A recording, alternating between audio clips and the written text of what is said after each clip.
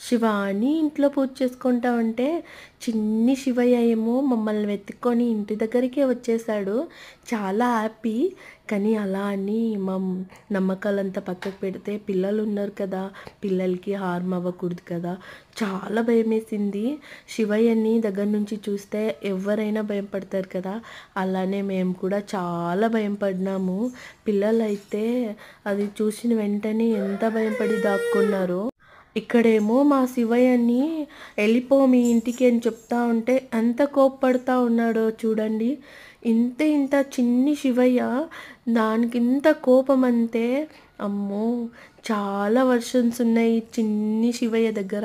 అస్సలంటే అస్సలు మేము చెప్పింది వినలేదు. ఇంకా మా ఆయన అయితే ఇక్కడ సాహసం చేస్తూ ఉన్నాడు. మా ఆయన వాళ్ళిద్దరు ఫ్రెండ్స్ అయితే చాలా కష్టం పడినారు. కానీ తనకు కూడా శివయ్యకి కొంచెమైనా ఏమీ హార్మ్ అవ్వకూడదనేది కూడా ఒక ఉద్దేశం ఉండింది మా ఆయనకి. ఇక్కడేమో మా లియాన్స్‌కి భయం తెలీదు కాబట్టి చూడాలని ఫస్ట్ ఫ్లోర్ నుంచి కింద వరకు చూస్తూ ఉన్నాడు. ఇక్కడేమో మా ఆయన సక్సెస్‌ఫుల్‌గా దాన్ని బకెట్‌కి ఏసేసాడు. మా చిన్ని శివయ్యనైతే బకెట్‌కి. ఫైనలీ కొంచెం రిలీఫ్ అయ్యామన్నమాట.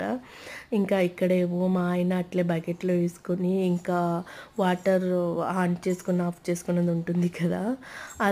దాంట్లో అయితే పట్టుకొని ఇంకా అటువైపు అడవిలాగా ఉంటుంది అటువైపు. అక్కడైతే వదిలేసి వచ్చినారన్నమాట.